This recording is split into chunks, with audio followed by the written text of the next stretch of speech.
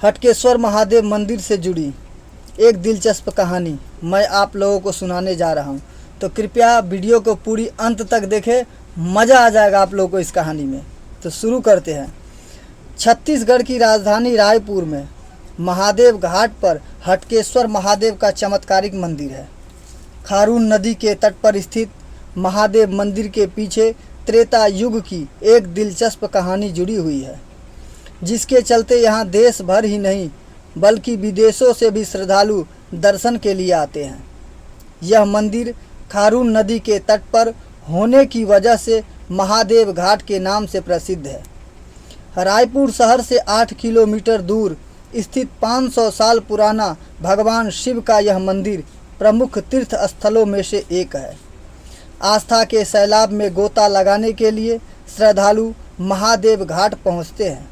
मान्यता है कि तकरीबन 600 साल पुराने इस शिवलिंग के दर्शन मात्र से भक्तों की हर इच्छा पूरी हो जाती है।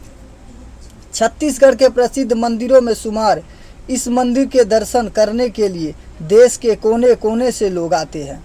बारीक नक्काशी से सुसज्जित इस भव्य मंदिर की आंतरिक और बाहरी कक्षों की शोभा देखते ही बनती है।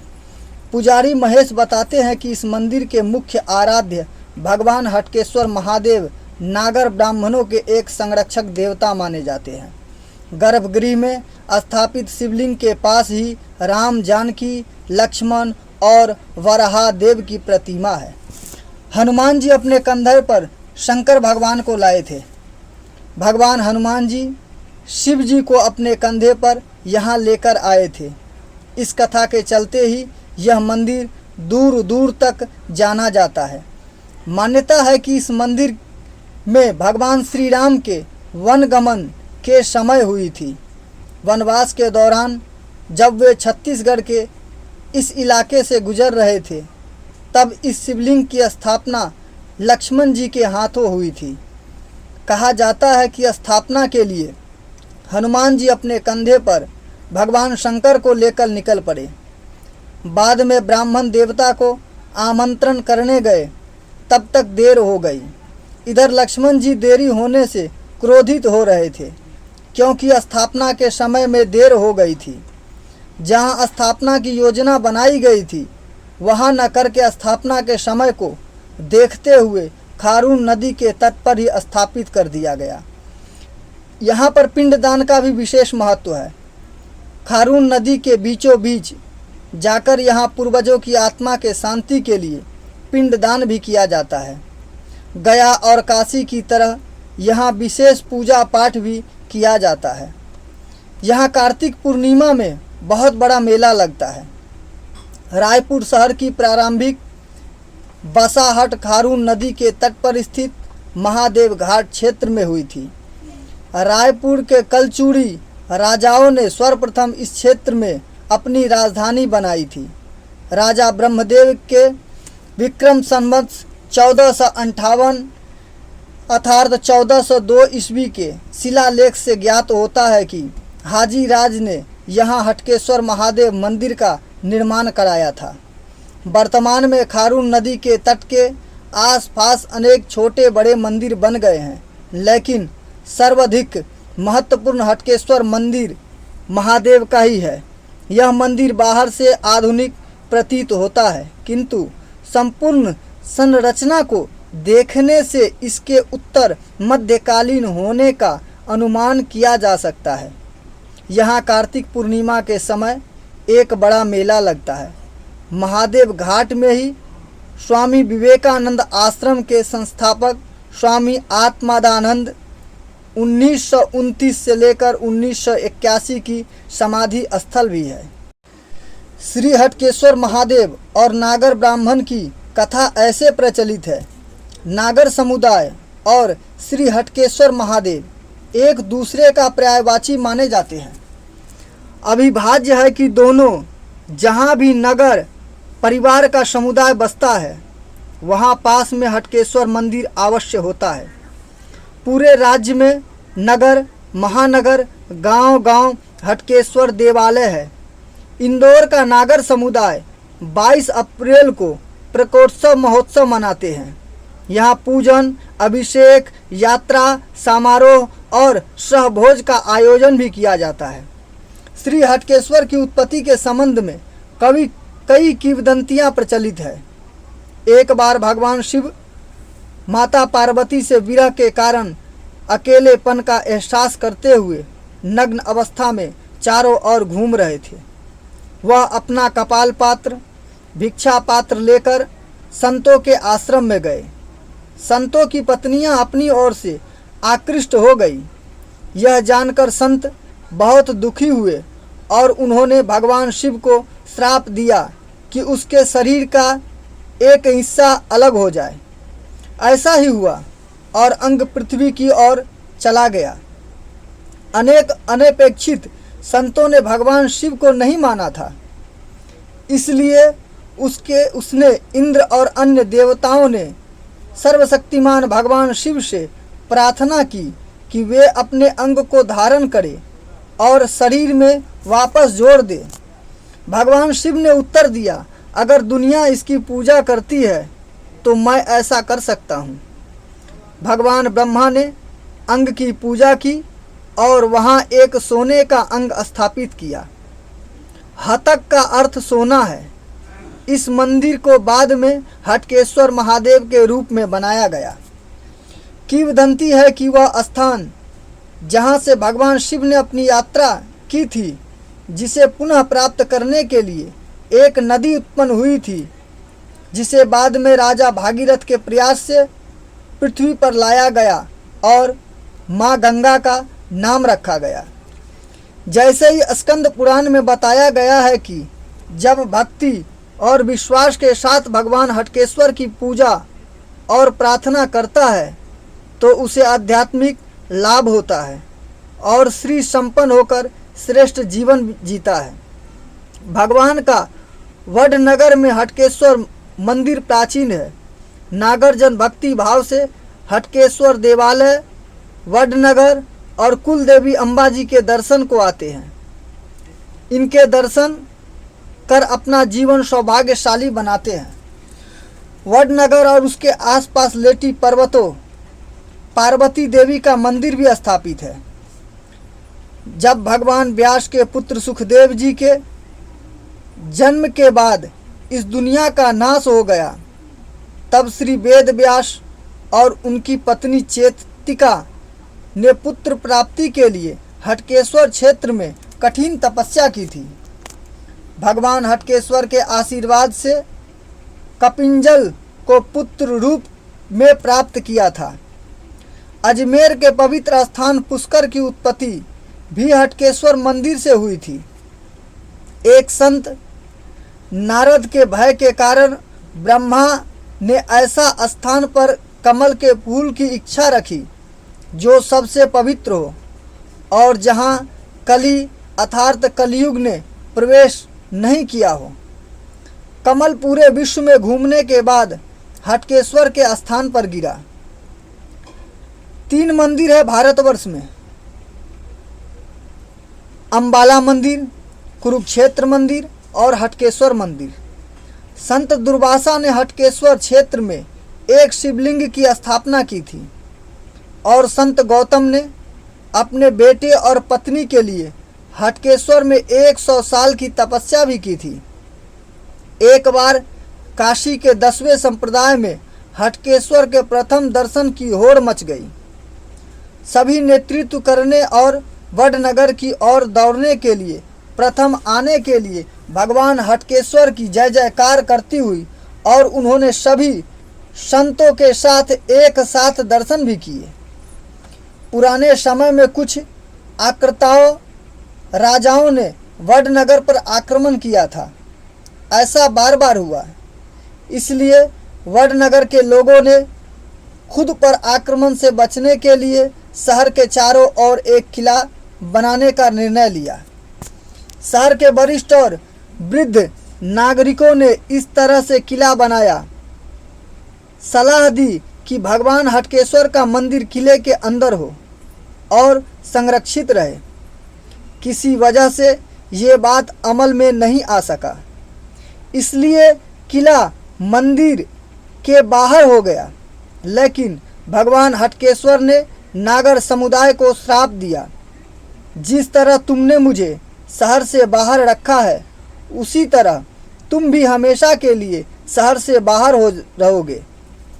आज भी भगवान हटकेश्वर का मंदिर शहर के बाहर स्थित है। ऐसा कहा जाता है कि कोई भी नागर परिवार वडनगर में अस्थायी रूप से बसने में सक्षम नहीं है। नागर ब्राह्मणों की एक उपजाति होती है जिसमें भी कई मानों में बहुत भिन्नता होती है, जबकि अन्य ब्रिगेड के लोग अन्य देवताओं की पूजा करते हैं। नागर ब्राह्मण जो वृद्धि दर्शन करते हैं भगवान शिव की पूजा करते हैं। यहाँ तक कि भगवान शिव पूजा में दो मुख होते हैं। प्रथम मुख भूतों से देखने वाला शिव का एक अदृश्य तांडव रूप भोला और दूसरा भगवान शिव का एक आदर्श तांडव रूप सुंदर चेहरा। भगवान शिव के खूबसूरत व्यक्तित्व की दो आकृतियाँ उपलब्ध है, एक विनाश और दूसरा विनाश से नवनिर्माण। शिव की कोई जन्म नहीं है क्योंकि भगवान शिव सर्वव्यापक है और उनके आदर्श पूर्ण है। इन सिद्धांतों के बीच भी भगवान शिव की प्राकृतिक और नई रचना का रंग अधिक सकारात्मक है। नागरों ने अपने मूल संस्कृति विचारधारा के साथ अच्छे तरह से रहने के लिए इस चमकीले और आकर्षण सुंदर रंग की भक्ति शुरू कर दी। इसके परिणाम स्वरूप ही नागरों की जीवन शैली अधिक सांस्कृतिक दर्शन और शानदार रहा। आज नागर वडनगर से शताब्दियों से वडनगर से बाहर आकर भारत सहित अमेरिका, कनाडा, ऑस्ट्रेलिया, जर्मनी और विश्व में अनेकों देशों में स्थापित होकर विज्ञान, स्वास्थ्य, ITI, इंजीनियरिंग के विभिन्न विषयों में भारत का नाम विश्व पटल पर सुशोभित किए हुए है। श्री हटकेश्वरो सदा विजयते पंडित पूर्णानंद की हस्तलिखित साहित्य से पृथ्वीलोक के नीचे सप्त पाताल का वर्णन सनातन शास्त्रों में वर्णित है। इस 7 में पहला अतल, दूसरा वितल, तीसरा सुतल, चौथा तलातल, 5वां महातल, 6ठा रसातल और 7वां पाताल। यह सभी पाताल लोक अन्य ऐश्वर्य, सुख, शोभा तथा वैराग्य से सुशोभित है। श्री ब्रह्मा जी ने अलौकिक वितल पाताल में हाटक नामक अद्भुत स्वर्ण के द्वारा भगवान हटकेश्वर महादेव के शिवलिंग को रचित अर्चित किया था। यही नागर ब्राह्मणों के इष्ट देव हटकेश्वर महादेव है। कालांतर में भगवान शिव के आशीर्वाद स्वरूप इसका मंदिर प्राचीन अंतरदेश तथा वर्तमान वडनगर स्थित है। ऐसे ही हटकेश्वर प्रभु का स्मरण करते हुए मैं समस्त विश्व के कल्याण की कामना करता हूँ। यही सत्य है, यही मूल है, यही शिव है। शिवलिंग पाताल में स्थित है। सभी पाताल लोक अथाह धन, सुख और अप्रतिम शोभा से परिपूर्ण है। कहा जाता है कि यह सब लोक स्वर्ग से भी बढ़कर है, तो कोई अतिशुक्ति नहीं होगी। कहा जाता है कि प्रबल सूर्य और शीतल चंद्रमा भी यहाँ प्रकाश मात्र देते हैं, उसके सभी उष्णता और शीत का कोई अनुभव नहीं होता। हटकेश्वर महादेव जहाँ पर स्थित है वहाँ पाताल वितल है। इसकी भूमि रजत वर्णी है। चांदी के समान चमकती हुई यहाँ भगवान शिव शंकर हटकेश्वर रूप में अपने सभी पार्षदों और माता पार्वती के साथ निवास करते हैं। इसी स्थान के समीप एक हाटकी नाम की नदी सदा बहती रहती है, जिससे हाटक नाम का स्वर्ण निकलता है। जाम्बुनद, शांत कुंभ, हाटक, वैणव, सिंह सुक्तिज, जात रूप, रसवृद्ध और ओकरा दोगत जैसे स्वर्ण के कई प्रकार होते हैं। कहा जाता है कि अपने तपोबल के तेज से सुतल पातालवासी महादेव के पार्षद और भूतगण तथा यक्ष, दैत्य, गंधर्व ही इस स्वर्ण को धारण किए रहते हैं। पृथ्वीलोक में दिव्य सिद्धि प्राप्त महात्माओं के अतिरिक्त धारण करना तो दूर, यह किसी को दृश्य भी नहीं हो पाता। महाभारत में अर्जुन के द्वारा युधिष्ठिर राजसूय यज्ञ में विभिन्न उत्तरी देशों पर विजय प्राप्त करने के वर्णन में इस की पुरुष वर्ष तथा हरि वर्ष में प्राप्त जामुन की आभा वाले जाम्बुनद स्वर्ण का प्रकरण तथा कई वर्षों में पाताल लोक के हाटक स्वर्ण का वर्णन आता है। आकाशे तारके लिंगम पाताले हाटकेश्वरम मृत्युलोके महाकालम सर्वलिंग नमस्तुते। हटकेश्वर महादेव का वर्णन स्कंद पुराण, शिव महापुराण, कोटि रुद्र संहिता, वामन पुराण एवं लिंग पुराण में भी आता है। ब्रह्मा जी द्वारा स्वर्ण शिवलिंग की स्थापना पश्चात हटकेश्वर महादेव की स्तुति की गई थी। वामन पुराण में वामन अवतार तथा दैत्यराज बलि की पाताल लोक की कन्याओं के साथ इस दिव्य स्तुति का भी वर्णन है। इसका यदि पाठ कोई मनुष्य करे तो उसे अनायास ही सभी सिद्धियां प्राप्त होती है। श्लोक इस प्रकार है।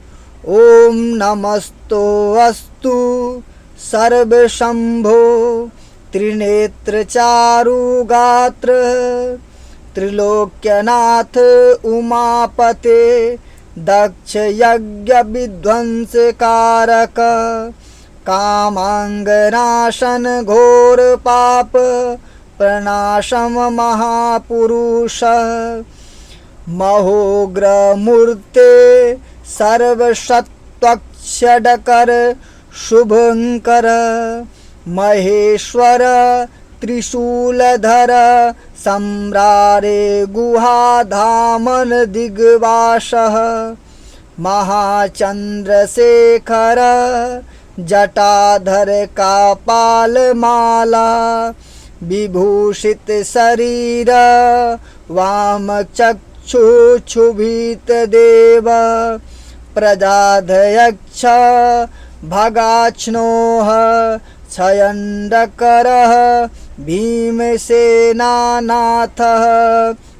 पशुपते कामांगदाहिन चवत्वासिन शिव महादेव ईशान शंकर भीम भव वृषध्वजः कलभ प्रोढ़ः महानाट्येश्वर भूतिरथ अविमुक्तकः रुद्र रुद्रेश्वर अस्थानो एकलिंग कलिद्प्रिः श्रीकंठ श्रीकंठ श्रीनीलकंठ अपराजित रिपुभयंकर संतोषपते वामदेव अघोर तत्पुरुष महाघोर अघोर मूर्ते शांत सरस्वती कांत सहस्तमूर्ते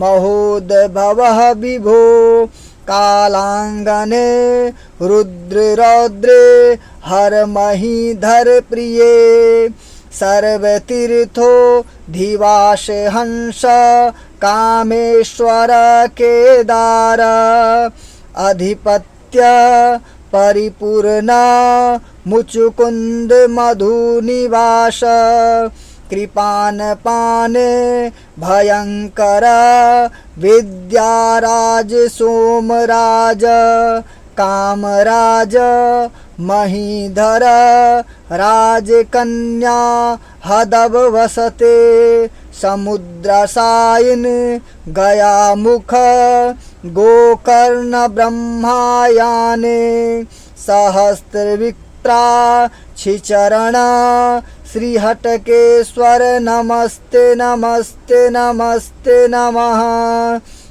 दोस्तों, यह श्लोक हो सकता है मेरे द्वारा गाया गया है, वह शब्द भेद हो सकता है, तो आप लोग हटकेश्वर स्तुति लिख करके यूट्यूब पर अगर सर्च करेंगे तो आपको इसका पूरा मिल जाएगा, तो आप लोग वहाँ से लिख करके भी इसे याद कर सकते हैं। अब बढ़ते हैं आगे।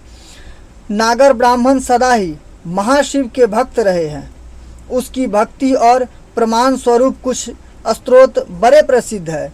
भजन्ति हटकेश्वरम सुर भक्ति भावोत्रोतये भवन्ति हटकेश्वरः प्रमाण मत नागरः। नागर ब्राह्मण जाति के लोगों को 9 बातों का ज्ञान अवश्य माना जाता है। गोत्र, शर्म, अवंटक, कुल, प्रबल, शिव, वेद, गणपति एवं देवी।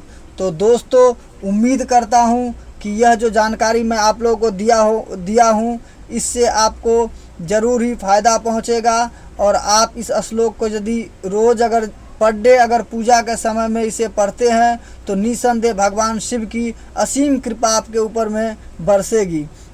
तो ऐसे रोचक जानकारी, कहानी और कथा के लिए हमारे चैनल को सब्सक्राइब करना ना भूलें। मिलेंगे अगले कहानी में, तब तक के लिए बाय बाय, टेक केयर, अपना सभी ख्याल रखें।